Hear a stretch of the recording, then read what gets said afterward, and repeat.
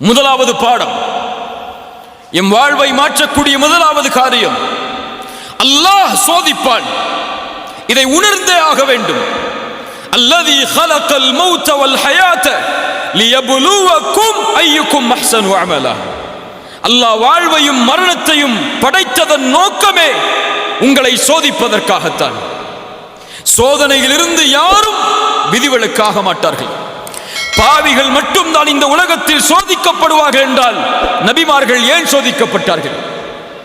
அல்லாஹ்வுடைய தூதர் சொன்னார்கள், இந்த பூமியிலேயே அதிகமாக சோதிக்கப்பட்டவர்கள் நபிமார்கள் தான் என்று.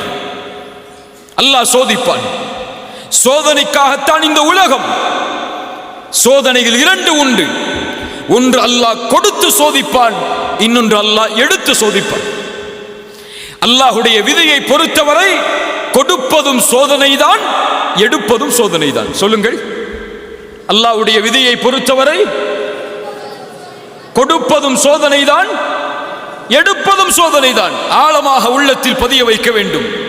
அல்லாஹ் கொடுக்கின்ற செல்வம் சோதனை, அல்லாஹ் கொடுக்கின்ற ஏழ்மை அதுவும் சோதனை, அல்லாஹ் கொடுக்கின்ற கண்ணியம் அதுவும் சோதனை, அல்லாஹ் கொடுக்கின்ற இழிவு அதுவும் சோதனை, அல்லாஹ் கொடுக்கின்ற சுகம் அதுவும் சோதனை, அல்லாஹ் கொடுக்கின்ற நோய் அதுவும் சோதனை. இப்படி அல்லாஹ் உலகத்தில் எதை கொடுத்தாலும் எதை எடுத்தாலும் அல்லாஹ்வுடைய பார்வையில் அது சோதனை தான். வம்மல் இன்சானு இதா மப்தலாஹு ஃபஅக்ரமஹு வநஅமஹு ஃபயகூலு ரப்பி அக்ரமன். அல்லாஹ் சொல்கிறான், இந்த மனிதனை அல்லாஹ் சோதித்தால் எதை கொண்டு? கண்ணியத்தை கொண்டு, அருள்கொடைகளை கொண்டு. இந்த மனிதன் சொல்கிறான், ஃபயகூலு ரப்பி அக்ரமன், என் இறைவன் என்னை கண்ணியப்படுத்தி விட்டான் என்று. அதே நேரத்தில் அல்லாஹ் அதே மனிதனை சோதித்தால் ஃபகதர அலைஹி ரிஸ்கஹு, அவனுக்கு கொடுக்கப்பட்ட வாழ்வாதாரத்தை குறைத்து அவன் சொல்கிறான், ஃபயகூலு ரப்பி அஹானன், என் இறைவன் என்னை இழிவுபடுத்தி விட்டான் என்று. சுப்ஹானல்லாஹ். மனிதன் கேட்பதில்லை ஏன் சோதிக்கிறான் என்று. எப்போது? செல்வம் கிடைக்கும் போதோ, கண்ணியம் கிடைக்கும் போதோ, பதவி கிடைக்கும் போதோ, அல்லாஹ் அருட்கொடைகளை கொடுக்கும் போதோ அவன் கேட்க மாட்டான், ஏன் அல்லாஹ் எனக்கு இதை கொடுக்கிறான் என்று. கேட்பானா? கேட்பானா? எப்போது கேட்பான்? காசு குறைந்து விட்டால், சம்பளம் குறைந்து விட்டால், மருத்துவமனையில் அனுமதிக்கப்பட்டு விட்டால், உறவினர் யாராவது மரணித்து விட்டால் அவன் கேட்பான், ஏன் அல்லாஹ் எனக்கு மட்டும் இதை செய்கிறான் என்று. மனிதா, உனக்கு அல்லாஹ் கொடுத்தானே அதுவும் அதுபோல்தான், அல்லாஹ் எடுத்தானே அதுவும் அதுபோல்தான். இந்த இரண்டு நிலையிலும் நீ எப்படி நடக்கிறாய் என்பதை அல்லாஹ் பார்க்க விரும்புகிறான். கொடுக்கும் போது அல்லாஹ்விற்கு நன்றி செலுத்துகிறாயா, எடுக்கும் போதும் அல்லாஹ்விற்கு நன்றி செலுத்துகிறாயா என்று அல்லாஹ் பார்க்க விரும்புகிறான். நபி யூசுப் அலைஹிஸ்ஸலாம் அவர்களுடைய வாழ்வை கவனியுங்கள்.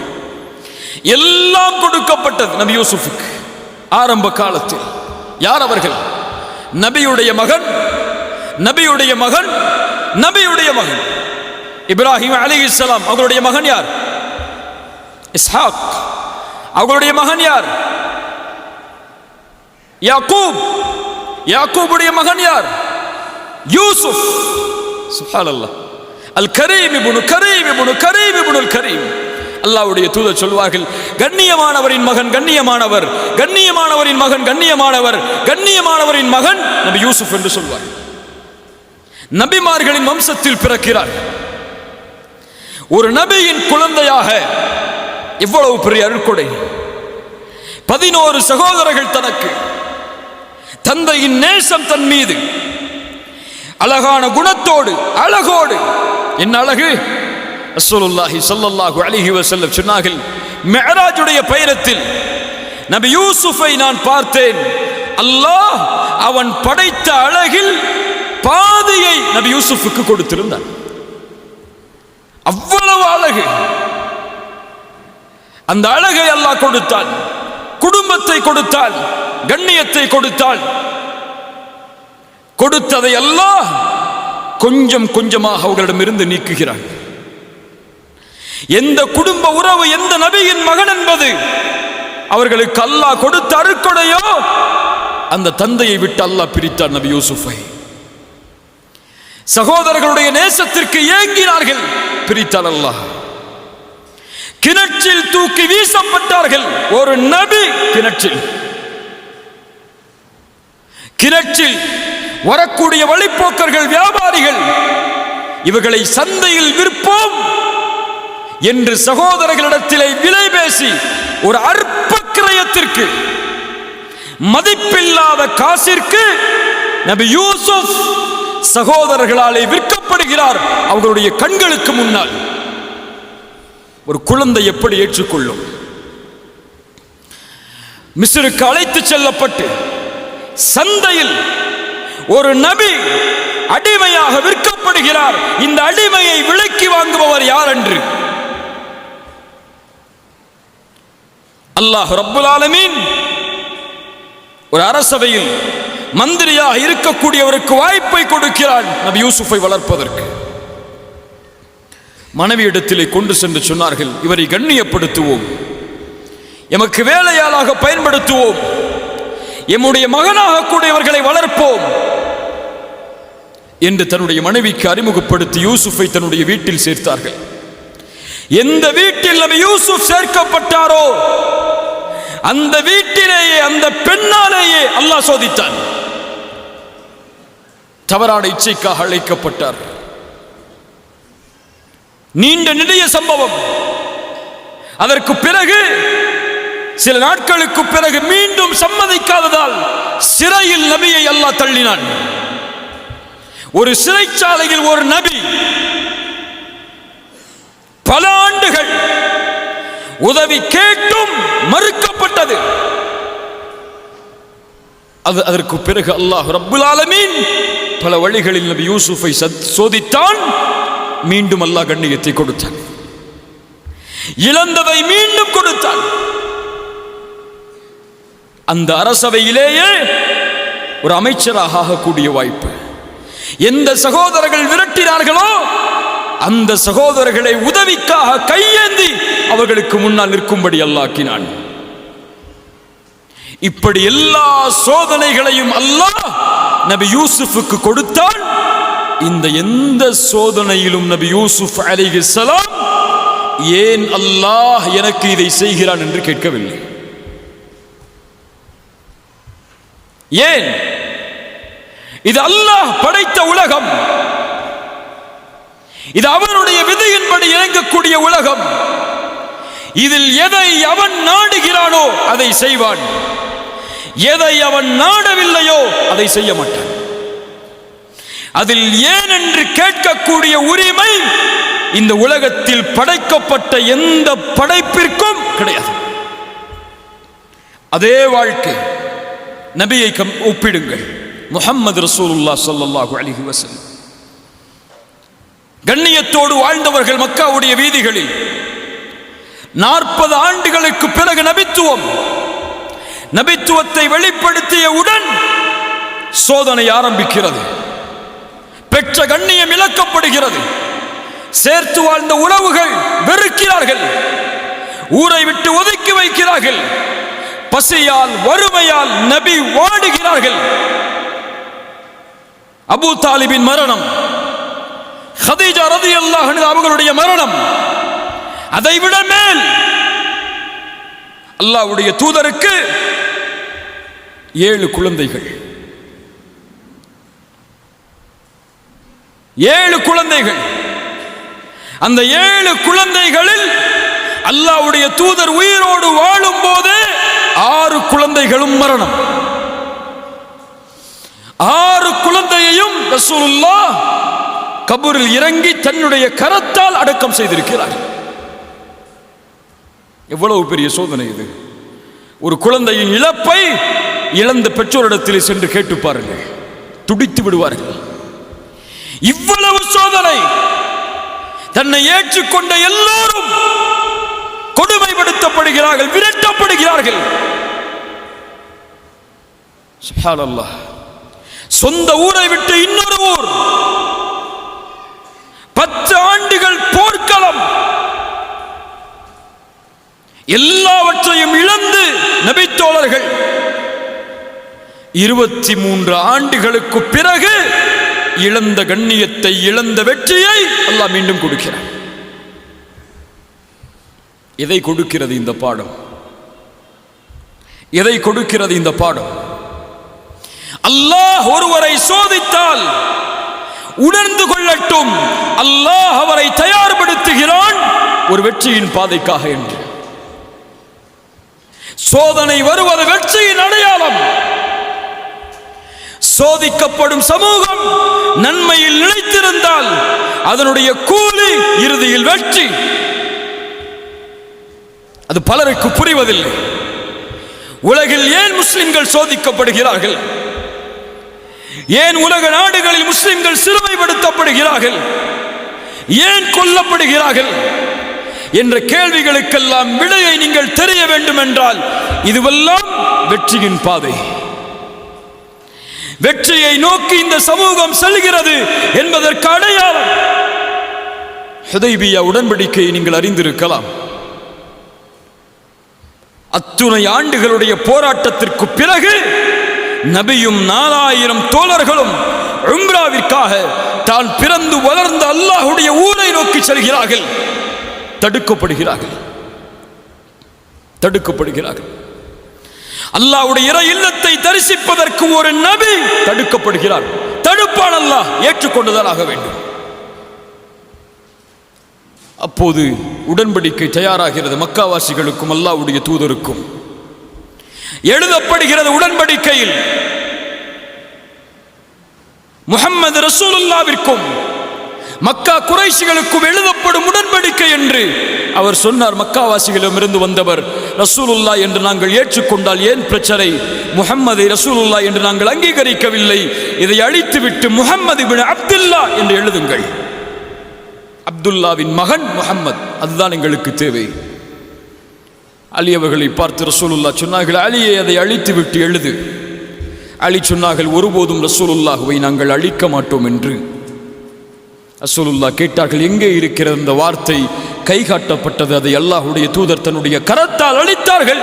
அதற்கு பிறகு எழுதப்பட்டது முஹம்மது இப்னு அப்துல்லா, அவர்களிடமிருந்து குறைஷிகளுக்கு எழுதப்படும் உடன்படிக்கை என்று.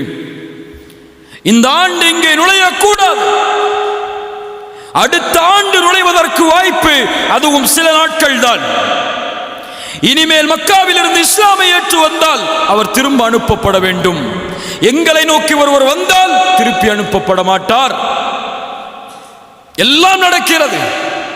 உடன்படிக்கை முடிந்தவர்கள் எடுத்துச் செல்லும் போது உமர் அவர்கள் அல்லாஹ்வுடைய தூதருடைய சட்டையை பிடித்து கேட்டார்கள், யா ரசூலல்லாஹ், சத்தியத்தில் இல்லையா?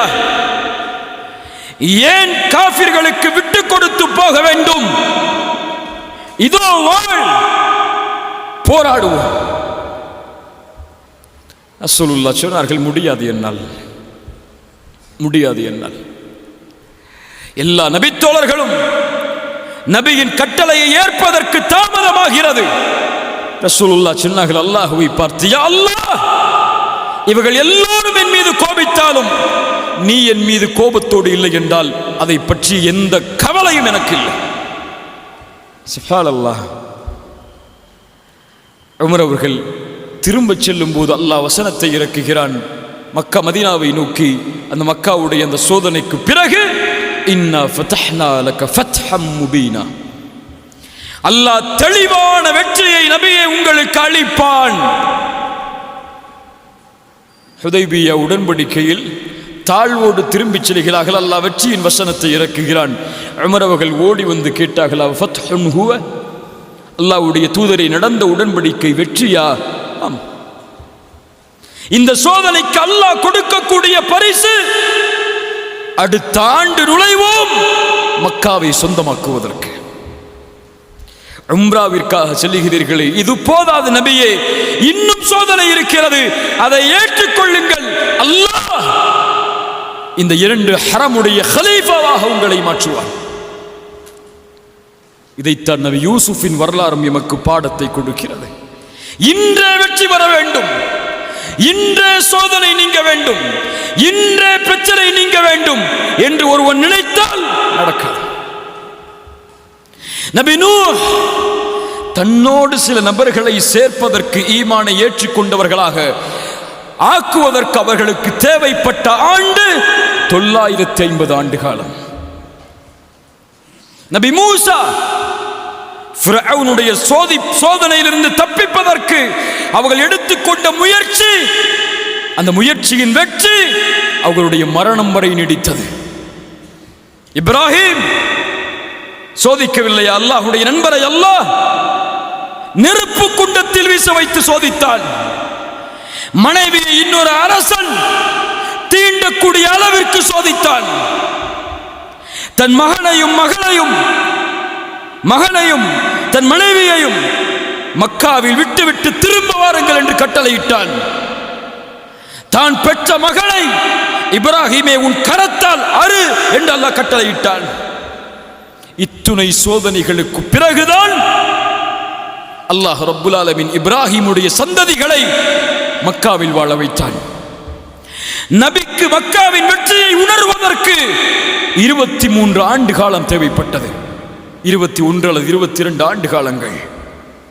அதுபோல்தான் கண்ணியத்துக்குரியவர்களே, இந்த 20 வயதில் சோதனையா, 24 வயதில் சோதனையா, இந்த வயதில் ஏழ்மையா, இந்த வயதில் எதை தொட்டாலும் வெற்றி இல்லையா? கவலைப்படாதே, முயற்சியில் தொடர்ந்திரு. அல்லாஹ் ரப்புல் ஆலமீன் உனக்கென்று ஒரு நியதியை வைத்திருப்பான். பொறுமையோடு அல்லாஹ்வின் மீது நம்பிக்கை கொண்டிருந்தால், பாவங்களை விட்டு விடுபட்டிருந்தால், நீ எண்ணி பார்க்காத வெற்றியை அல்லாஹ் தருவான். فإن مع العسر يسرا إن مع العسر يسرا. துன்பத்தோடு இன்பம் வரும், நமக்கு தெரியாது. துன்பத்தோடு இன்பம் வரும். அந்த துன்பத்தை சகித்தால், அந்த கதரை ஏற்றுக்கொண்டால், அல்லாஹ்வுடைய விதி, இதை நான் பொருந்திக் கொள்கிறேன், ஆனால் அல்லாஹ் எனக்கு கொடுத்த வாய்ப்பு, முயற்சி, அதை ஒருபோதும் நான் கைவிட மாட்டேன் என்று அவனுடைய பாதையில் நிலைத்திருந்தால் அது போதும் அவனை வெற்றியடைய செய்வதற்கு. கண்ணியத்துக்குரியவர்களே, இதைத்தான் நபி யூசுப் அலைஹிஸ்ஸலாத்து வஸ்ஸலாம் அவருடைய வாழ்க்கை நமக்கு பாடமாக கொடுக்கிறது.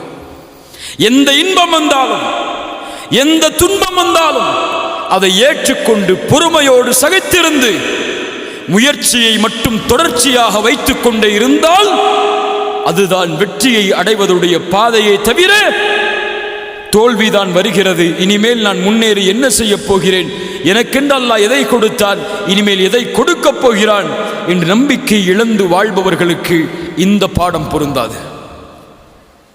அல்லாஹ் ரப்புல் ஆலமீன் புரியக்கூடிய வாய்ப்பை நமக்கு தருவானாக.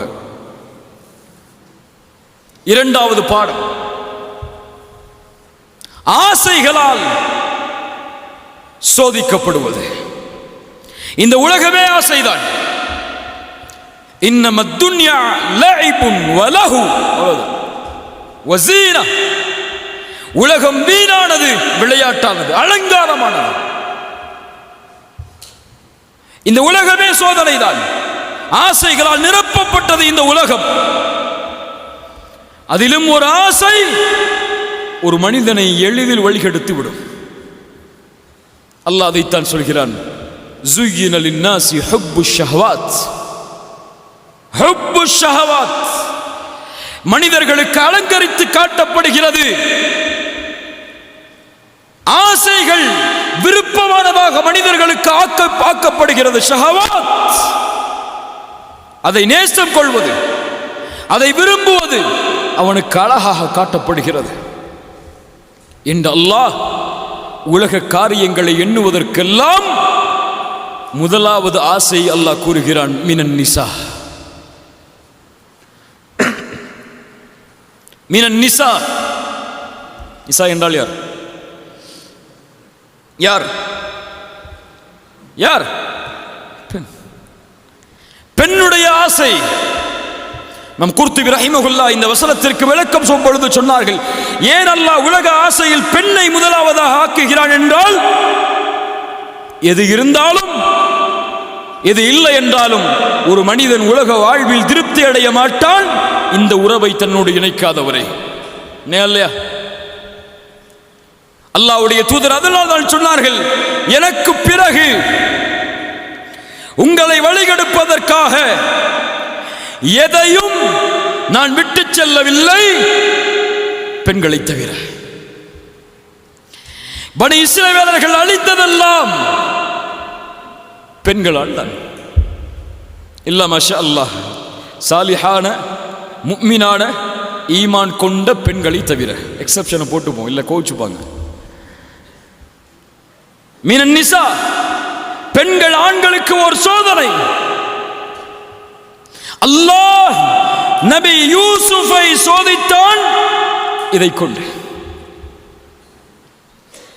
நபி யூசுஃபை சோதித்தவன் என்னையும் உங்களையும் சோதிக்க மாட்டானா? யார் பாரபட்சம் இதில்? எல்லோரையும் அல்லாஹ் சோதிப்பான் இந்த சோதனையை கொண்டு. நபி யூசுஃபை எப்படி அல்லாஹ் சோதிக்கிறான் பாருங்கள். தன்னை அரவணைத்தவர், தன்னை வளர்த்தவர், வார்த்தெடுத்தவர், அடைக்கலம் கொடுத்தவர், தன்னை தாய் என்று மகன் என்று அறிமுகப்படுத்தியவர் தன்னுடைய மனைவியிடத்திலே. அந்த பெண் நபி யூசுஃபின் அழகால் ஈர்க்கப்பட்டு ஒரு முறை வேறு வழி தெரியாமல் எல்லா கதவுகளையும் அடைக்கிறாள். அடைத்து நபி யூசுஃபை பார்த்து சொன்னார், ஹை தலக், என்னோடு வா, என்னோடு வா. எப்போதும் அந்த அழைப்பை அழைக்கக்கூடிய அழைப்பு தான். நபி யூசுப் ஹிக்மத் கொடுக்கப்பட்டவர், உணர்ந்தார் இந்த பெண் இப்போது அழைக்கக்கூடிய அழைப்பு வேறு. எஜமானி, நீ அழைத்தால் வந்திருக்க வேண்டும், ஆனால் நீ இப்போது அழைக்கக்கூடிய அழைப்பு வேறு. நீ எஜமானிதான், உலக காரியங்களில் எதற்கு அழைத்தாலும் உனக்கு கட்டுப்படுவேன். ஆனால் இப்போது என் எஜமானன் வேறு, அவன் இட்ட கட்டளை வேறு, நீ அழைக்கக்கூடிய அழைப்பு வேறு. ஹை தலக், என்னோடு வந்துவிடு. யூசுப் அலைஹிஸ்ஸலாத்து வஸ்ஸலாம் முதலாவது சொன்னார்கள், இரண்டாவதும் ஒரு வார்த்தை சொன்னார்கள். இந்த இரண்டும் தான் என் வாலிபர்களே, என் ஆண்களே, உங்களுடைய ஆசையை கட்டுப்படுத்தும். பெண்கள் மீது உங்களுடைய பார்வை விழுவதை விட்டு சொன்னார்கள் நபி யூசுப் அலைஹிஸ்ஸலாம், கால மஆதல்லாஹ். கால சொல்லுங்கள், மஆதல்லாஹ். நபியே, அல்லாஹ் நபிக்கு அல்லாஹ் ஹிக்மத்தை கொடுத்தால் அவர்கள் சொன்னார்கள், மஆதல்லாஹ், பெண்ணே, உன்னை விட்டு அல்லாஹ் என்னை பாதுகாக்கட்டும், உன்னை விட்டு அல்லாஹ் என்னை பாதுகாக்கட்டும். ரசூலுல்லாஹ் சொன்னார்கள், அதையே தங்களுடைய வார்த்தையால், ரஜுலுன் தலபத்துஹு இம்ரஅத்துன் ذات منصب وجمال فقال إني أخاف الله. வீரமது, கண்ணியமது, கண்ணியமுள்ள மனிதனாக வாழ். ஒரு பெண்ணின் அழகிற்கு கோலையாக மாறிவிடாதே ஆணே.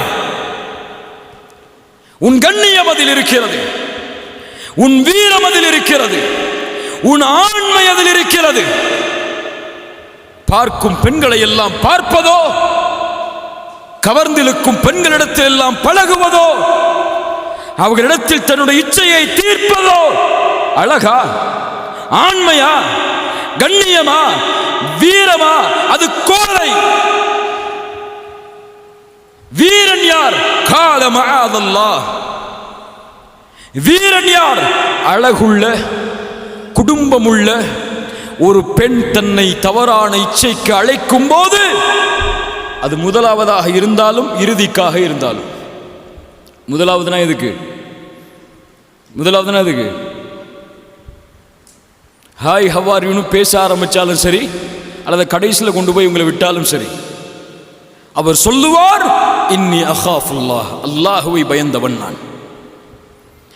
என் நண்பனுடைய பார்வையிலிருந்து மறைக்கலாம், என் பெற்றோருடைய பார்வையிலிருந்து மறைக்கலாம், என் உறவினருடைய பார்வையிலிருந்து மறைக்கலாம், என் ரப்புடைய பார்வையிலிருந்து எப்படி மறைப்பேன்? இன்னி அகாஃபுல்லாஹ், அவனை பயப்படுகிறேன் நான் என்று சொல்லக்கூடியவனுக்கு, இந்த வீரனுக்கு, இந்த கண்ணியம் உள்ளவனுக்கு நாளை மறுமையில் அல்லாஹ் அர்ஷின் நிழலை அளிப்பான். ரசூலுல்லாஹ் சொன்னார்கள், கால மஆதல்லாஹ். ரெண்டு வார்த்தை சொன்ன, என்ன வார்த்தைலாம்? மஆதல்லாஹ், இன்னி அகாஃபுல்லாஹ். அல்லாஹ் உன்னை விட்டு என்னை பாதுகாக்கட்டும், நான் அல்லாஹ்வை பயந்தவன். அடுத்து சொன்னார்கள் நபி யூசுப் அலைஹிஸ்ஸலாம், இன்னஹு ரப்பி அஹ்ஸன மத்வாய இன்னஹு லா யுஃப்லிஹுல் ஸாலிமூன். என் எஜமானன், என் கண்ணியன் எனக்கு கண்ணியத்தோடு வாழ்வை தந்திருக்கிறான். ஒருபோதும் அநீதம் இழைப்பவர்கள் வெற்றி பெற மாட்டார்கள். எஜமானர் என்று யாரை சொல்கிறார்கள்? அறிஞர்கள் விளக்கம் சொன்னார்கள். எஜமானன் என்று சொன்னது அந்த அமைச்சரை. உன் கணவன் எனக்கு கண்ணியத்துடைய வாழ்வை வந்த வீட்டில் தந்திருக்கிறான். அவனுக்கு அநீதம் இழைத்தால், அவனுக்கு துரோகம் இழைத்தால், அவனுக்கு சொந்தமான உறவை நான் எனதாக்கினால் அது துரோகம். அதை நான் செய்ய மாட்டேன். அநீதம் இழைப்பவன் ஒருபோதும் வெற்றி பெற மாட்டான். இது ஒரு பெண்ணின் மீது ஒரு ஆண் பார்க்கக்கூடிய கண்ணியத்தின் பார்வை. இந்த உலகம் பெண்களை எப்படி பார்க்கிறது? எப்படி பார்க்கிறது? ஒரு காமத்தின் பொருளாக, இச்சையை தீர்க்கக்கூடிய வெறும் சடலமாக உலகம் பார்க்கிறது. இந்த உலகம் இசையை அனுமதிக்கிறது, இசையை ஊக்குவிக்கிறது. அந்த இசையிலெல்லாம் பாருங்கள் பெண்களை அவர்கள் வார்த்தைகளால் எப்படி கொச்சப்படுத்துகிறார்கள் என்று. தன் பொருளை விற்பதற்கு ஒரு பெண்ணின் கவர்ச்சியை எப்படி பயன்படுத்துகிறார்கள் என்று. அவர்களுக்கு தேவை தன் பொருள் விலை போக வேண்டும், அதற்கு தேவை ஒரு கவர்ச்சியான உடம்பு, அவ்வளவுதான். அதற்கு உயிர் இருக்கிறது, மதிப்பு இருக்கிறது, உணர்வு இருக்கிறது. அதை பற்றி எல்லாம் அவர்களுக்கு கவலை கிடையாது. பெண்களும் தங்களை அல்லாஹ் பாதுகாத்தவர்களை தவிர அப்படித்தான் உலகத்திற்கு காட்ட விரும்புகிறார்கள். தங்களை ஒரு சடலமாக, கவர்ந்திருக்கக்கூடிய ஒரு பொருளாக, கவர்ச்சியாக அறிமுகப்படுத்த வேண்டும் என்று ஆசைப்படுகிறார்கள். நம்ம யூசுப் பார்த்தார்கள் அந்த பெண்ணை ஒரு கண்ணியத்தின் பார்வையோடு. உன் கணவனுக்கு சொந்தமான பெண்ணே, ஒருபோதும் அந்த கணவனுக்கு சொந்தமான பெண்ணுக்கு அநீதம் இழைப்பதன் மூலமாக நான் வெற்றி பெறுபவனாக மாற முடியாது. ரசூலுல்லாஹ்விடத்தில் ஒரு வாலிபர் வந்தார். வந்து கேட்டார், யா ரசூலல்லாஹ், என்னால் முடியல, ஃபஅதன் லிஸ்ஸினா, விபச்சாரத்தின் அனுமதி எனக்கு கொடுங்கள் என்று கேட்டார். யாரிடத்தில்? யாரிடத்தில்? எதற்கு கேட்டார்? எதற்கு கேட்டார்? ஒரு வாலிபர் வந்து கேட்கிறார் நபியிடத்தில். நபி கோபப்படல, திட்டல, ஏசல, அடிக்கல. ஹராம செய்வதற்கு நபியிடத்தில் அனுமதி கேட்கிறார். இன்னைக்கு ஹலால செய்யறதுக்கு வீட்டில் போய் அனுமதி கேட்டா என்ன சொல்லுவாங்க? எதை சொல்ற? பாப்பமாட்ட போய், என் பெற்றோரே, உலகம் கெட்டு சீலா போச்சு, எங்க திரும்பினாலும் பெண்கள், எங்க திரும்பினாலும் கவர்ச்சி, என்னால முடியல, ஹலாலா திருமணம் செஞ்சு கொடுங்கன்னு போய் கேட்டான்னு சொல்லுவாங்க. என்ன சொல்லுவாங்க? எக்ஸ்பீரியன்ஸ் இருக்கா இல்லையா? அங்கே இருக்கக்கூடிய வாலிபர்களுக்கு கை ஒருத்துக்கும் பார்ப்போம். எக்ஸ்பீரியன்ஸ் இருக்கா உங்களுக்குலாம்? என்ன சொல்லுவாங்க? இப்பவே என்ன அவசரம்? இந்த வயசுல என்ன கல்யாணம்? இப்பவே உனக்கு இதெல்லாம் கேட்குதா? கேட்பாங்களா இல்லையா? அல்லாஹ் பாதுகாக்க வேண்டும் இந்த வார்த்தைகளை எல்லாம். அல்லாஹ் பாதுகாக்க வேண்டும். ஹலாலை செய்வது இன்று சிரமம், ஹராமை செய்வது எளிது. அப்படியா இல்லையா? தன் பிள்ளைக்கு ஃபேஸ்புக்ல இன்னொரு பையனோட கனெக்ஷன் இருக்கு, பரவாயில்ல, காலம். தன் பிள்ளை இன்னொரு ஆளோட பைக்ல போறா, பரவாயில்ல, காலம். தன் பிள்ளை ஹிஜாப் போடாம ஆண்களோட பழகிட்டு இருக்கா, பரவாயில்ல, உலகம் அப்படித்தான். ஹலாலா திருமணம் செய்யணும் வந்து கேட்டா, எந்த உலகத்தில், எந்த சமூகத்தில் ஹலால் சிரமமாகுமோ அந்த சமூகத்தில் ஹராம் லேசாகும். ஹராம் லேசாகும். இன்னைக்கு பாய் ஃப்ரெண்ட், கேர்ள் ஃப்ரெண்ட் வைக்கிறதெல்லாம் சிரமமான காரியமத்தா? வாலிபர்கள்ட்ட கேட்டு பாருங்க. ஒரு ஆடஸ் ஃப்ரெண்ட் ரிக்வெஸ்ட் கொடுத்தா போதும், அவரு முடிவு வரைக்கும் போயிடுவாரு. அவ்வளவு எளிதான காலம். லிவிங் டுகெதர் நடக்குதா இல்லையா? ஒரு ஆணும் ஒரு பெண்ணும் திருமணம் செய்யாமல் வாழக்கூடிய வாழ்க்கை நம்ம நாட்டில் நடக்குதா இல்லையா? திருச்சியில் இருக்கான்னு எனக்கு தெரியல. சென்னையில் கல்லூரிகளில் இதெல்லாம் சாதாரணம். இருக்கீங்களா இல்லையா? சென்னையில் படிக்கக்கூடிய யாரா இருக்கீங்களா? சாதாரணம். ஒரு ஆணும் ஒரு பெண்ணும் திருமண உறவில்லாமல் சேர்வது சாதாரணம். என்ன செய்யறது? கல்யாணம் முடிக்க முடியல. ஒரு பெண்ணு மேல ஆசை இருக்கு, திருமணம் செய்யணும்னு ஆசைப்படுறோம். வீட்டில் அனுமதி இல்லை, கையில் காசு இல்லை, வசதி இல்லை, செல்வம் இல்லை. ஆனா அந்த பெண்ணோட பேசணும், பழகணும்.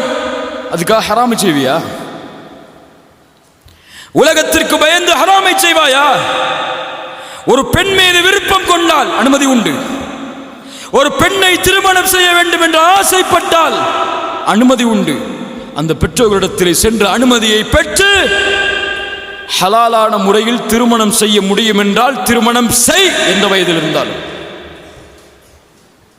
ஆனால் ஹலாலை செய்வது சிரமமாக இருக்கிறது என்பதால் ஹராமில் துளைத்து மரணத்தின் போது ஹராமில் மூத்தாகி விடாது. மூத்தா போனால் 2 நாளைக்கு பிறகு உன்னை பற்றி பேச மாட்டாங்க. ஆனால் உன் பாவம் உன்னோட தான் இருக்கும். எது உனக்கு முக்கியம்? யாருடைய சட்டம் முக்கியம்?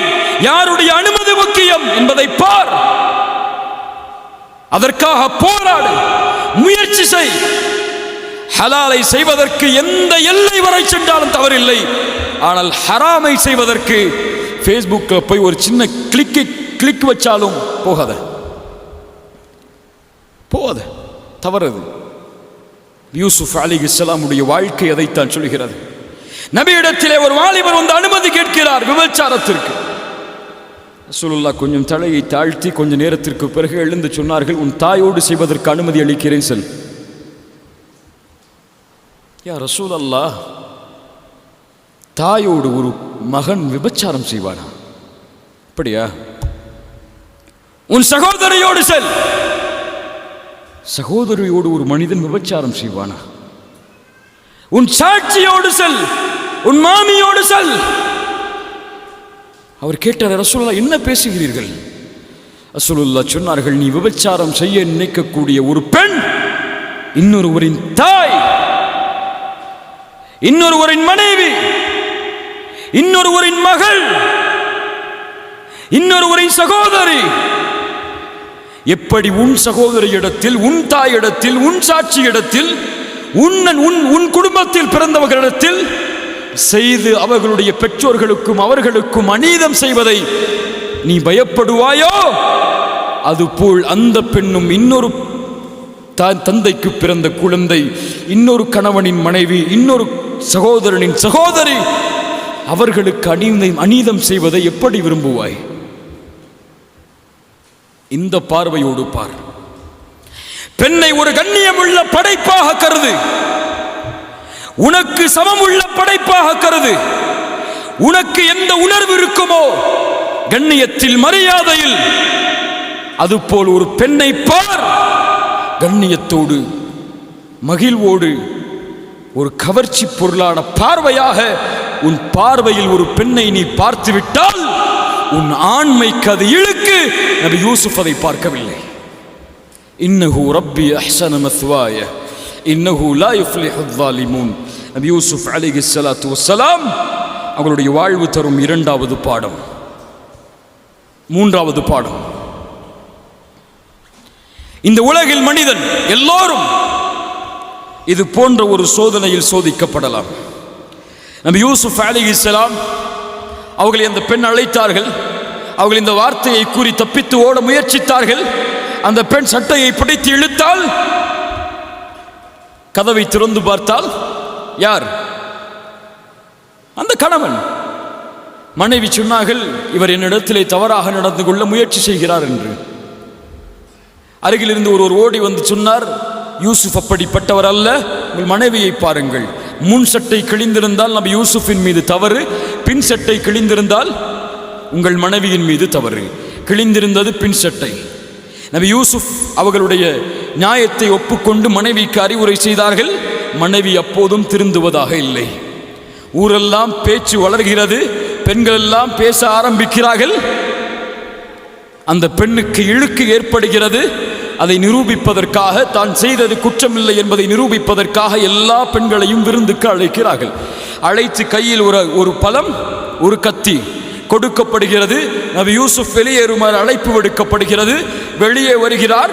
அந்த அழகை பார்த்த அந்த பெண்கள் பழத்தை அறுப்பதற்கு பதிலாக கையை அறுத்துக் கொள்கிறார்கள். சொன்னார்கள், இவர் மனிதரே இல்லை, இவர் மலக். புரிந்ததா உங்களுக்கு இவரின் மீது எனக்கு ஏன் ஈர்ப்பு ஏற்பட்டதென்று? நபி யூசுஃபே, இப்போதும் உன்னை அழைக்கிறேன். அந்த பெண்களும் சொன்னார்கள், நபி யூசுஃபே, இந்த பெண்ணோடு நீ சேர்ந்து விடு என்று. எல்லோருடைய அழைப்பும் ஒன்றுதான், அந்த பெண்ணோடு நபி யூசுப் சேர்வது. அந்த பெண் சொன்னார்கள், நபி யூசுஃபே, இதற்கு நீ கட்டுப்படவில்லை என்றால் வஇல்லம் யஃஅல் மா ஆமுருஹு லயுஸ்ஜனன்ன வலயகூன மினஸ் சாகிரீன், உன்னை சிறைச்சாலையில் அடைத்து சிறுமைப்படுத்தி விடுவேன். எச்சரிக்கை ஒருபுறம், ஹராமிற்கான அழைப்பு ஒருபுறம். இப்படி ஒரு சோதனை வரும் வாழ்க்கையில். அல்லாஹ் அனுமதித்தது ஒருபுறம் இருக்கும், அல்லாஹ் தடுத்தது இன்னொரு புறம் இருக்கும். அல்லாஹ் தடுத்ததை ஏற்றுக்கொள்வது எளிதாக நேரும், அல்லாஹ் அனுமதித்ததை ஏற்றுக்கொள்வது சிரமமாக மாறக்கூடிய ஒரு சூழ்நிலை உருவாகும். உதாரணமாக, ஒரு கல்லூரியில் சேருவீர்கள். அங்கே சொல்லப்படும், இந்த கல்லூரியில் படித்தால் ஜும்ஆ தொழுக வாய்ப்பு கிடையாது என்று. ஜும்ஆ ஒரு புறம் இருக்கும், கல்லூரியில் சேர்ந்து படிப்பது இன்னொரு புறம் நிற்கும். ஒரு கல்லூரியில் சேர்ந்து படித்தால் ஹிஜாப் அணிய அனுமதி இல்லை என்று சொல்லப்படும். ஹிஜாப் அணியாமல் இருப்பது ஒரு புறம் நிற்கும், கல்லூரியில் சேர்ந்து படிப்பது இன்னொரு புறம் நிற்கும். இவரை திருமணம் செய்தால் வரதட்சணை கொடுத்தால் தான் திருமணம் செய்து கொடுக்க முடியும் என்ற நிலைமை வரும். வரதட்சணை கொடுப்பது ஒரு புறம் நிற்கும், என் பெண்ணுக்கு திருமணம் செய்வது இன்னொரு புறம் நிற்கும். இப்படி வாழ்வில் அல்லாஹ்வுடைய சட்டமும் அல்லாஹ் தடுத்ததும் எதிர்த்துறவங்களில் எல்லா நிலையிலும் மாறும். இதை செய்தால் லாபம், ஆனால் வட்டி உண்டு. இதை செய்தால் வட்டி இல்லை, ஆனால் லாபம் இல்லை என்ற நிலை வரும். இங்கே வியாபாரம் செய்தால், தொழில் செய்தால் வட்டி இணைக்கப்படும், ஆனால் பெரிய நிறுவனம். இங்கே வேலை செய்தால் சாதாரண தொழில்தான், குறைவான சம்பளம், நிறுவனமும் சரியில்லாத நிறுவனம். எதை தேர்ந்தெடுப்பது வாழ்க்கையில்? அதே சோதனை நபி யூசுஃபுக்கும். ஹராமை தேர்ந்தெடுப்பதா, ஹலாலில் இன்பம் காண்பதா? அல்லாஹ்வை அழைக்கிறார் நபி யூசுப். ரப்பி, என் இறைவா, அஸ்ஸிஜ்னு அஹப்பு இலைய மிம்மா யதுஊனனி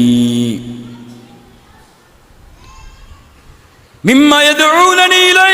யா அல்லாஹ், சிறைச்சாலை மேலானது இவர்கள் அழைக்கக்கூடிய இந்த அழைப்பை விடவெல்லாம். எதை தேர்ந்தெடுத்தால் நபி யூசுப்? ஒரு பெண்ணோடு இணைவதை விட எனக்கு மேலானது ஹலாலான வாழ்க்கை. ஒரு பெண்ணோடு பேசி பழகுவதை விட எனக்கு தேவை ஹலாலான வாழ்க்கை. ஏன்? அதைத்தான் என்னை படைத்தவன் விரும்புவான். அஸ்ஸிஜ் அஹப்பு இலைய மிம்மா யதுஊனனி இலை. யா அல்லாஹ், நீ என்னை பாதுகாக்கவில்லை என்றால், நீ என்னை இந்த சூழ்ச்சியிலிருந்து தப்பிக்க விடவில்லை என்றால், நான் அறிவீனர்களில் ஒருவனாக மாறியிருப்பேன். அல்லாஹ் பதிலளித்தான். ஃபஸ்தஜாப லஹு ரப்புஹ், அவருடைய இறைவன் அந்த அழைப்பை ஏற்றுக்கொண்டான். எதை ஏற்றுக்கொண்டான்? எதை ஏற்றுக்கொண்டான்? நபியே, சிறைச்சாலை வேண்டும் என்று கேட்கிறீரே, இது உண்மையா பொய்யா? அல்லாஹ் பார்க்கணும், சோதிக்கணும். நபியே ஏற்றுக்கொண்டான். அந்த பெண் உன்னை சிறைச்சாலையில் தள்ளுவாள். நபி யூசுப், ஏற்றுக்கொள். சுப்ஹானல்லாஹ், சுப்ஹானல்லாஹ். கண்ணியத்துக்குரியவர்களை, நபி சிறைச்சாலையில் அடைக்கப்பட்டார். பல ஆண்டுகள் அந்த பெண்ணின் மூலமாக சிறைச்சாலையில் சிறுமைப்பட்டு நபி யூசுப் வாழ்ந்தார். இதே தேர்ந்தெடுப்பை நான் என் வாழ்க்கையில் தேர்ந்தெடுப்பேனா? ஜும்ஆ தொழுகையா, கல்லூரியா? தொழுகையுடைய நிறுவனமா கல்லூரியா? தொழுகையும் கல்லூரியும் எதில் இருக்கிறதோ அது போதும். ஹிஜாபும் கல்வியும் எதில் இருக்கிறதோ அது போதும். மஹரும் பெற்றோரின் அனுமதியும் எதில் இருக்கிறதோ அது போதும். ஹராமான தொடர்பு எதில் இல்லையோ அது போதும் என்று தேர்ந்தெடுப்பை உலகத்திலே நீங்கள் தேர்ந்தெடுத்தால் உங்களுடைய முடிவு நபி யூசுஃபின் முடிவை போன்று அமையும். நீங்கள் எதிர்பார்த்ததை விடவெல்லாம் நீங்கள் இழந்த செல்வத்தை எல்லாம் உங்களுக்கு கொடுத்து விடுவான். அந்த சோதனையில் பொறுமையோடு இருந்தால். தாடியை இறக்குனாதான் அந்த கல்லூரியில் அனுமதியா? வேணாம், பொறுமையோடு இரு. தாடி இறக்குனாதான் அந்த நிறுவனத்தில் வேலையா? உலகம் சொல்லும் இந்த காலத்தில் இதுவெல்லாம் சாத்தியமா? இந்த காலத்தில் இல்லைன்னா நீ இது இல்லாம படிக்க முடியுமா? உலகம் 1000 சொல்லும், உன் பெற்றோர் 1000 சொல்வார்கள். மூத்தா போயிட்டா அவ்வளவுதான். 3 நாள் துவா செய்வாங்க, மறந்துட்டு போயிட்டே இருப்பாங்க. என் புள்ளன்னு சொல்லி வாப்பா அம்மா தூங்காம இருக்க போறது இல்ல, சாப்பிடாம இருக்க போறதும் இல்ல. நீங்க இல்லைங்கிறதுக்காக அவங்க கவலைப்பட்டு வாழ்க்கையை முடிக்க போறது இல்லை. அவரவருக்கு அவருடைய வாழ்க்கை. உன் வாழ்க்கையை வாழ வேண்டியது உன் கையில். முடிவை நீ எடு. அல்லாஹ் அனுமதி அளித்தால் தேர்ந்தெடு, அல்லாஹ் தடுத்தால் உலகமே எதிர்த்திருந்தாலும் தூக்கி எறி. இந்த உறுதி உள்ளத்திலே வந்தால் நீ எண்ணி பார்க்க முடியாத உயரத்திற்கு அல்லாஹ் உன்னை கொண்டு செல்வான். இந்த உறுதியை இழந்து விட்டால் உலகில் சிறுமைப்படுபவர்களோடு நீயும் சிறுமைப்பட்டு விடுவாய். அல்லாஹ் ரப்புல் ஆலமீன் நமக்கு உறுதியை தருவானாக. 4வது பாடம், இன்றைய சமூகத்திற்கு இன்றைய நேரத்தில் மிக முக்கியமான பாடம். நபி யூசுப் எல்லா வழிகளிலும் சோதிக்கப்பட்டார். எல்லா வழிகளிலும் அவர் சோதிக்கப்பட்டாலும் எந்த வழியிலும் அவருடைய குணம் மாறவில்லை. எது மாறவில்லை? எது மாறவில்லை? அவருடைய குணம் மாறவில்லை.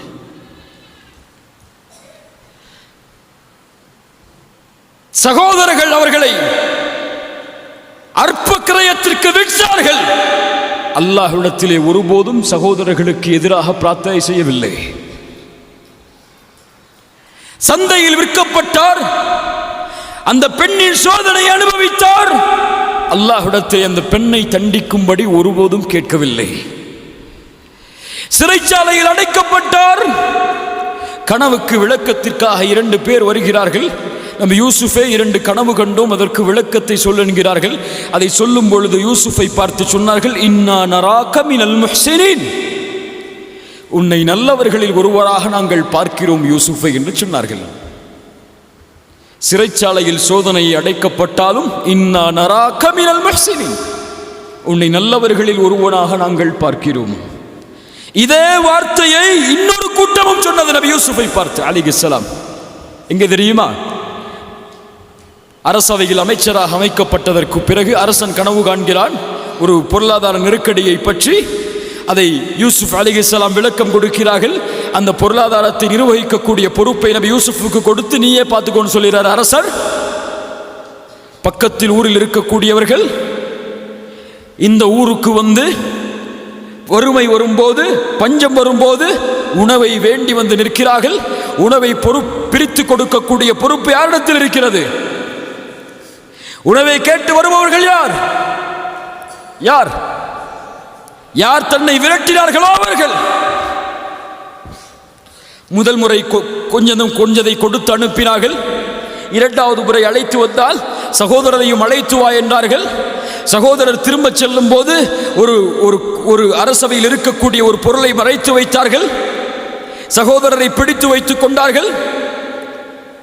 அதற்கு பிறகு தந்தையுடைய கவலை. அதற்கு பிறகு எந்த வழியும் இல்லை, யூசுப் உதவி செய்தால்தான் தங்களுடைய வாழ்க்கை என்ற நிலைமை சகோதரர்களுக்கு வருகிறது. வந்து சொன்னார்கள், யா அசீஸ், யா அசீஸ், அமைச்சரே, இன்னலஹு அபன் ஷேഖன் கபீர், வயதான தந்தை அவருக்கு உண்டு, அவருக்கு கண்ணியமான இடங்கள் உண்டு. இன்னா நராக மினல் முஹ்சினின். சிறைச்சாலையில் தோழர்களும் அதே சொன்னார்கள். உங்களை நல்லவர்களில் ஒருவராக நாங்கள் பார்க்கிறோம் என்று தன்னை எதிர்த்தவர்கள், தன்னை விரட்டியவர்கள் வந்து நிற்கும் போதும் அவர்களும் அதையே சொன்னார்கள். இன்னா நராக மினல் முஹ்சினீன், உங்களை நல்லவர்களில் ஒருவராகத்தான் நாங்கள் பார்க்கிறோம் என்று அதை வெளிப்படுத்தினார்கள். நபி யூசுப் சகோதரர்கள் சிரமத்தில் எதுவும் வழி இல்லை என்று வரும் பொழுது யூசுப் அலைஹிஸ்ஸலாத்து வஸ்ஸலாம் சொன்னார்கள், ஹல் அலிம்தும் மா ஃபஅல்தும் பி யூசுஃப வ அஹி, யூசுஃபுக்கும் அவருடைய சகோதரருக்கும் நீங்கள் செய்ததை அறிவீர்களா என்று கேட்ட பொழுது அவர்கள் சொன்னார்கள், காலு தல்லாஹ் காலு அஇன்னக லஅன்த யூசுப், நீங்களா யூசுப்? சகோதரர்கள் கேட்கிறார்கள், நீங்களா யூசுப்? யூசுப் சொன்னார்கள், ஆம் நான் தான் யூசுப், இவர்தான் என் சகோதரர். மன்னிப்பை வேண்டி வந்து நிற்கிறார்கள், மன்னிப்பை வேண்டி வந்து நிற்கிறார்கள். சொன்னார்கள், லா தஸ்ரீப அலைக்குமுல் யௌம் யக்ஃபிருல்லாஹு லக்கும். என்ன ஒரு குணம் பாருங்கள், என்ன ஒரு குணம் பாருங்கள். உங்கள் எல்லோரையும் நான் மன்னிக்கிறேன், உங்கள் எல்லோருடைய பாவங்களையும் அல்லாஹ் மன்னிக்கட்டும். தந்தையை பிரிந்தது, அனாதையாக மாறியது, வீட்டில் தஞ்சம் அடைக்கப்பட்டது, பெண்ணால் சோதிக்கப்பட்டது, சிறைச்சாலையில் அடைக்கப்பட்டது, இது எல்லாம் யாரால்? அவர்களால். அவர்களை பார்த்து என்ன சொன்னார்கள்? லா தஸ்ரீப அலைக்கும் யௌம், இந்த நாளில் உங்கள் மீது பழி தீர்க்கப்படாது, உங்கள் எல்லோரையும் நான் மன்னிக்கிறேன். இதே வார்த்தையை இன்னொரு தூதரும் சொன்னார்கள். முஹம்மது ரசூலுல்லாஹ் ஸல்லல்லாஹு அலைஹி வஸல்லம் 13 ஆண்டு காலம் மக்காவில் சோதனை, 8 ஆண்டு காலம் தொடர்ச்சியான போர்க்களங்கள், அதற்கு பிறகு எல்லா சோதனைகளையும் சவித்து மக்காவுடைய வெற்றி. உள்ளே நுழைகிறார்கள் அனுமதியோடு, விரும்பினால் மக்காவாசிகள் எல்லோரையும் தரைமட்டமாக்கலாம். ஒருவர் சொன்னார், வந்த தோழர்களில் என்று மக்காவின் கண்ணியம் பாதுகாக்கப்படாது, எல்லோரும் பழி தீர்க்கப்படுவார்கள் என்று ரசூலுல்லாஹ் சொன்னார்கள். இன்றைய தினம் மக்காவின் கண்ணியம் பாதுகாக்கப்படும். லா தஸ்ரீப அலைக்குமுல் யௌம். நபி யூசுப் எதை சொன்னாரோ அதை இந்த முஹம்மது ரசூலும் சொல்கிறேன். யார் பாடம் படித்தது நபி யூசுஃபின் வாழ்க்கையில்? யார்? முஹம்மது ரசூலுல்லாஹ். லா தஸ்ரீப அலைக்குமுல் யௌம், இந்த நாளில் உங்கள் மீது பழி தீர்க்கப்படாது, உங்கள் எல்லோர்களையும் நான் விடுதலை செய்கிறேன். யார் சொல்ல முடியும் இந்த வார்த்தையை? முஹம்மது ரசூலை தவிர. 13 ஆண்டு கால சோதனை, அத்துணை நபித்தோழர்கள் இறப்பதற்கும் காரணம், ஹம்சாவின் மரணத்திற்கு காரணம், முஸ்அப் இப்னு உமைருடைய மரணத்திற்கு காரணம், சுமையாவுடைய மரணத்திற்கு காரணம் யார்? அவர்கள். அவர்களை பார்த்து சொன்னார்கள், லா தஸ்ரீப அலைக்குமுல் யௌம், பழி தீர்க்கப்படாது உங்கள் மீது, உங்கள் எல்லோர்களையும் மன்னிக்கிறேன். சகோதரர்களின் கண்ணியத்தை பழி வாங்கவில்லை, கிடைத்த வாய்ப்பை பயன்படுத்தி.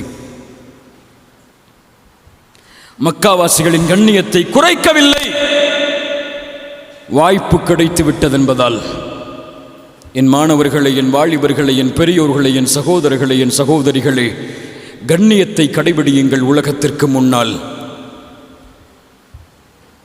உலகம் உங்களை பார்க்கிறது, உங்களை ஏன் நோக்குகிறது, நீங்கள் யார் என்று கண்காணிக்கிறது.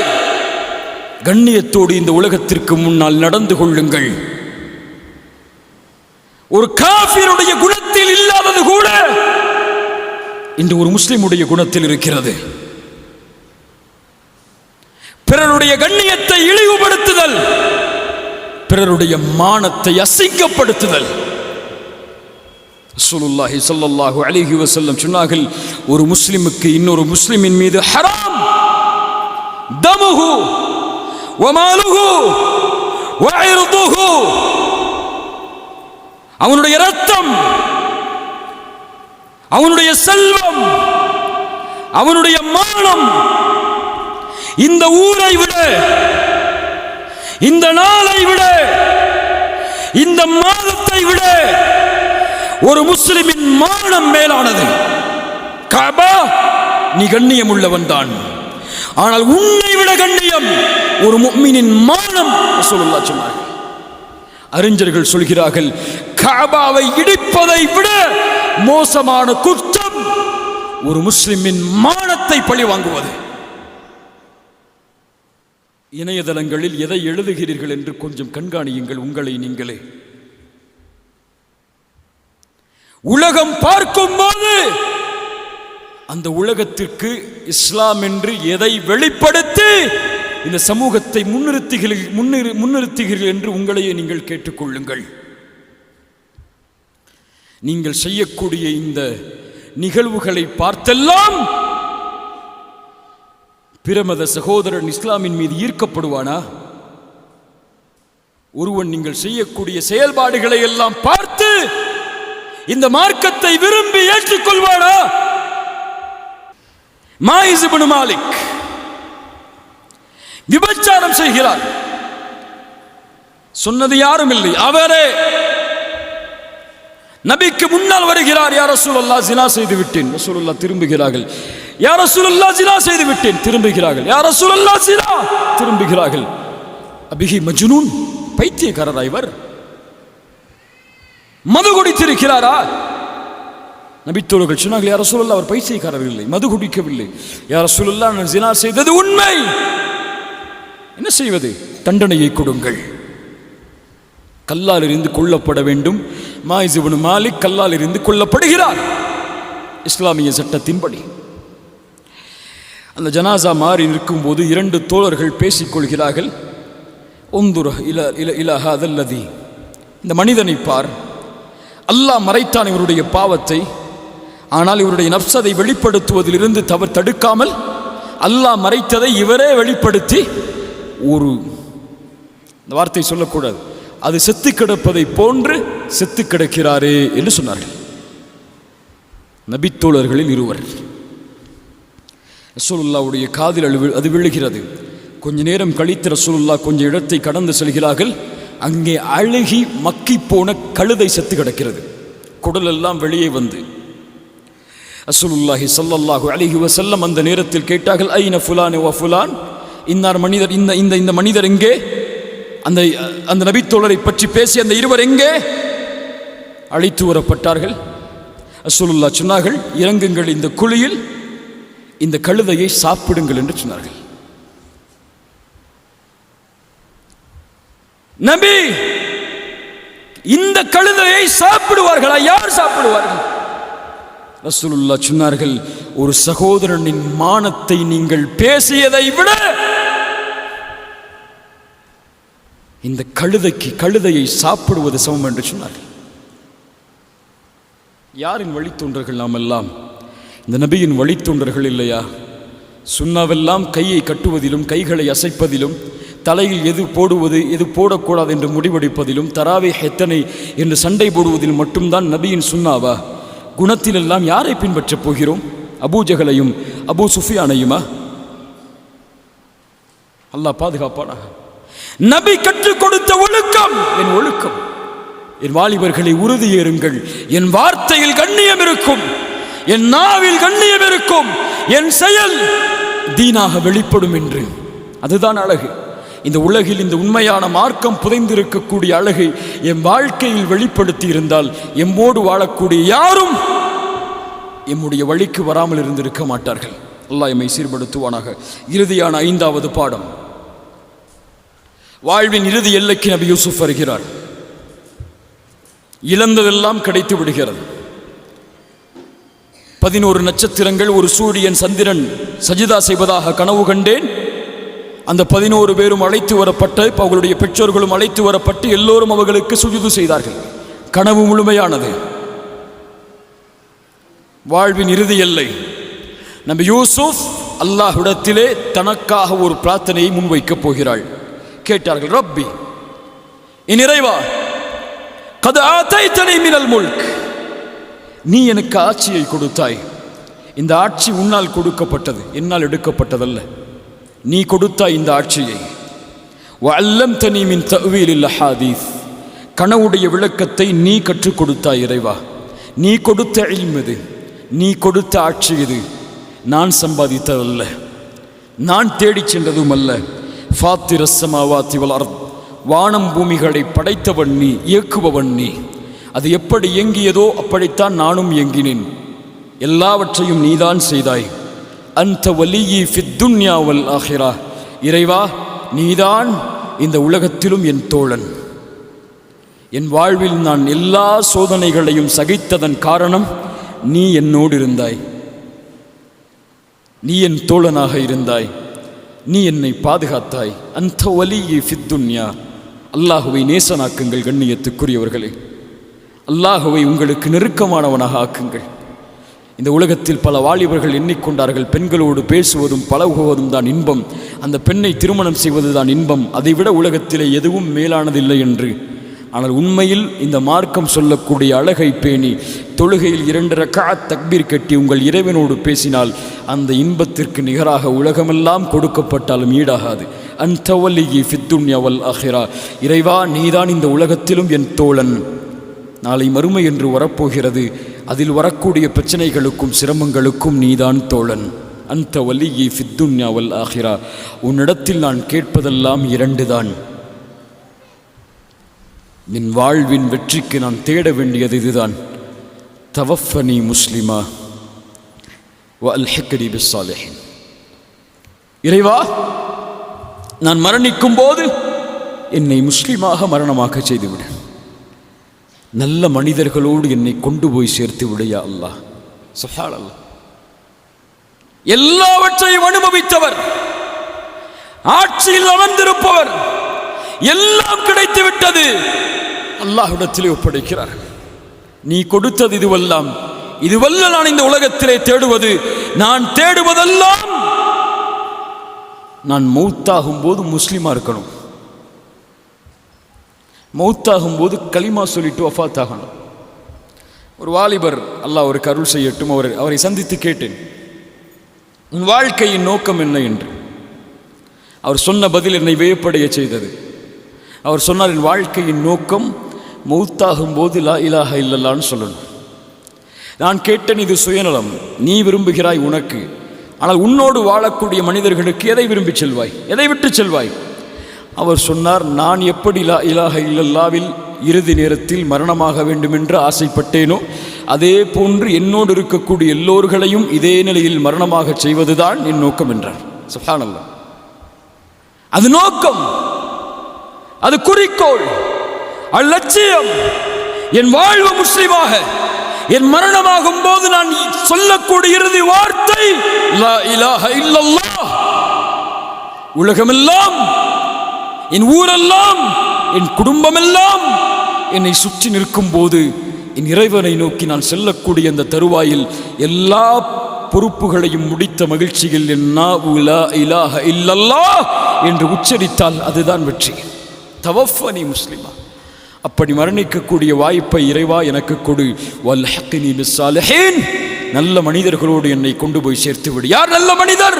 யாக்கூப். யார் நல்ல மனிதர்? இஸ்ஹாக். யார் நல்ல மனிதர்? இப்ராஹிம். அவர்களோடு சேர்த்து விடு. முஹம்மது ரசூலுல்லாஹ் மரணமாகும் போது சொன்னார்கள், மஅல்லதீன அன்அமல்லாஹு அலைஹிம் மினன் நபிய்யீன வஸித்தீகீன வஷ்ஷுஹதாஇ வஸ்ஸாலிஹீன்.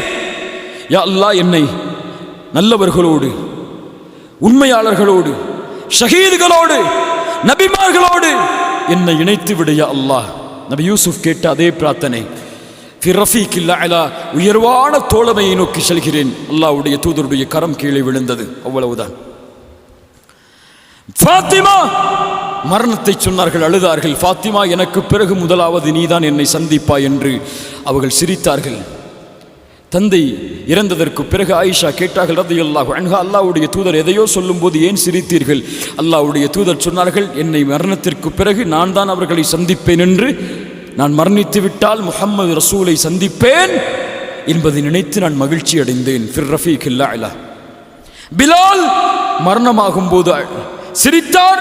ரசூலுல்லாஹ்வுடைய மரணத்திலிருந்து அவருடைய மரணம் வரை அவர் வாழ்வு முழுவதும் கவலைப்பட்டார் ரசூலுடைய பிரிவை நினைத்து. மரணமாகும் போது ஏன் சிரிக்கிறீர் பிலாலை? மனைவி கேட்டார்கள். சொன்னார்கள், நாளை முஹம்மதையும் அவர்களுடைய தோழர்களையும் நான் சந்திக்கப் போகிறேன் என்று. வல்ஹிக்னி பிஸ்ஸாலிஹீன். நல்ல மனிதர்களோடு வாழ்வது எங்கே? இந்த உலகத்திலும் கபரிலும். உலகத்தில் நல்ல மனிதர்களோடு வாழ்பவர்தான் மரணத்திலும் நல்ல மனிதர்களோடு இணைவார். மரணத்தில் நல்ல மனிதர்களோடு இணைந்தவர்தான் நாளை மறுமையிலும் நல்ல மனிதர்களோடு எழுப்பப்படுவார். தவஃபனி முஸ்லிமா வல்ஹக்னி பிஸ்ஸாலிஹீன். கண்ணியத்துக்குரியவர்களே, இந்த 5 பாடங்கள் தான் நபி யூசுப் அலைஹிஸ்ஸலாம் அவருடைய வாழ்க்கையிலிருந்து நாம் படிக்க வேண்டிய பாடம். முதலாவது பாடம், எந்த நிலை வந்தாலும், சோதனை வந்தாலும், இழிவு வந்தாலும், அல்லாஹ் எடுத்தாலும் கொடுத்தாலும் நன்றியோடு இருந்து, பொறுமையோடு இருந்து, எதிர் வரக்கூடிய வெற்றியை எதிர்பார்த்தவராக எல்லா சோதனையும் கடந்து பயணிப்பதே நபி யூசுஃபுடைய வாழ்க்கை எமக்கு தரக்கூடிய முதல் பாடம். ஆசையால் சோதிக்கப்பட்டால், குறிப்பாக பெண்ணால் சோதிக்கப்பட்டால், ஹலாலாகாது மாறாத வரை ஒருபோதும் அதன் பக்கம் நெருங்காமல் அல்லாஹுவை அஞ்சியவன் நான் இந்த அல்லாஹுவை நோக்கி அல்லாஹ்விடத்தில் அதை ஒப்படைத்து செயல்படுதல். மூன்றாவது, ஹராமா ஹலாலா, அல்லாஹ் அனுமதித்ததா தடுக்கப்பட்டதா என்ற ஒரு தேர்ந்தெடுக்கக்கூடிய வாய்ப்பு வரும்போது என்ன சோதனை வந்தாலும் சரி அல்லாஹ் அனுமதித்ததை தான் எடுத்துக்கொள்வேன் என்று உறுதியோடு இருந்தால் அதுதான் அவர் வெற்றிக்கு வைக்கக்கூடிய முதல் 8 என்பதை ஆழமாக உள்ளத்திலே பதிய வைக்க வேண்டும். நான்காவது, எந்த நிலையில் மாறினாலும், எப்படிப்பட்ட பொறுப்பு எம்மிடத்திலே வந்தாலும், எந்த கண்ணியத்தில் வந்தாலும், எந்த பதவி வந்தாலும், எல்லா நிலையிலும் ஒரே குணத்தோடு உலக மனிதர்களிடத்தில் நடந்து கொண்டு அல்லாஹுடைய பொருத்தத்தை தேடுதலே நபி யூசுஃபுடைய வாழ்வு தரக்கூடிய 4வது பாடம். 5வது பாடம், உலகமெல்லாம் கொடுக்கப்பட்டாலும் எது கிடைத்தாலும் அல்லாஹ் கொடுத்தது, அவன்தான் எம்மை எல்லா நிலையிலும் பாதுகாப்பான். நான் அவனை நோக்கி செல்லப் போகிறேன். செல்லும் பொழுது எனக்கு 2 தேவை உண்டு. ஒன்று முஸ்லிமாக மரணிப்பது, நல்ல மனிதர்களோடு நாளை மறுமையில் வாழ்வது. அதற்கான தேர்ந்தெடுப்போடு இந்த உலகத்திலே எஞ்சி இருக்கக்கூடிய நாட்களை நகர்த்துவது. இதுதான் யூசுப் அலைஹிஸ்ஸலாத்து வஸ்ஸலாம் அவர்களுடைய வாழ்க்கை எமக்கு தரக்கூடிய பாடம். அல்லாஹ் இதை புரிந்து கொள்ளக்கூடிய வாய்ப்பை எமக்கு தருவானாக. அல்லாஹ் இந்த சூறாவை நேசிக்கக்கூடிய வாய்ப்பை நீ அதிகம் படித்து எம்முடைய குழந்தைகளுக்கு, எம்முடைய நண்பர்களுக்கு இதை அறிவிக்கக்கூடிய வாய்ப்பை எமக்கு தருவானாக. இன்ஷா அல்லாஹ் படிப்பீங்களா? சூரா யூசுப் ஆரம்ப பக்கத்திலிருந்து முடியும் வரை போய் ஒருக்க தமிழ் அர்த்தத்தை முழுமையாக படிங்க. அவ்வளவு இன்பமான சூறா. அரபி தெரிந்தால் அந்த இன்பத்தை உணர்வதை போன்று வேறு இன்பத்தை உணர முடியாது. அவ்வளவு அழகான வார்த்தையால் அல்லாஹ்வால் அமைக்கப்பட்ட முழு சூறாவும் ஒரு வரலாற்றை சொல்லக்கூடிய ஒரே தனிச்சிறப்பை பெற்ற சூரா யூசுப். நெருக்கமாகுங்கள் இந்த சூறாவோடு, சிந்தியுங்கள் இந்த சூறாவை. இன்னும் ஏராளமான, இன்னும் 100கணக்கான படிப்பினைகளை யூசுப் அலைஹிஸ்ஸலாம் அவங்களுடைய வாழ்வின் ஒவ்வொரு அசைவிலிருந்தும் பெற்றுக்கொள்ளலாம். மேலே சொன்னதெல்லாம் சில துணுக்குகள் தான். அல்லாஹ் ரப்புல் ஆலமீன் நாம் கற்ற இல்மை எம்முடைய வாழ்வில் செயல்படுத்தக்கூடிய வாய்ப்பை அல்லாஹ் எமக்கு தருவானாக. அல்லாஹ் எப்படி இந்த இடத்திலே எம்மை ஒன்று சேர்த்தாலோ அது போன்று அல்லாஹ் எம்மை ஜன்னத்துல் ஃபிர்தௌஸில், அதிலும் குறிப்பாக அல்லாஹுடைய தூதர் முஹம்மது ரசூலுல்லாஹ் ஸல்லல்லாஹு அலைஹி வஸல்லம் அவர்களோடும் அவர்களுடைய தோழர்களோடும் அல்லாஹ் எம்மை ஒன்று சேர்ப்பானாக. ஜஸாக்குமுல்லாஹு கைர். பாரக்கல்லாஹு ஃபீக்கும். அகூலு கௌலி ஹாதா அஸ்தக்ஃபிருல்லாஹ லீ வலக்கும்.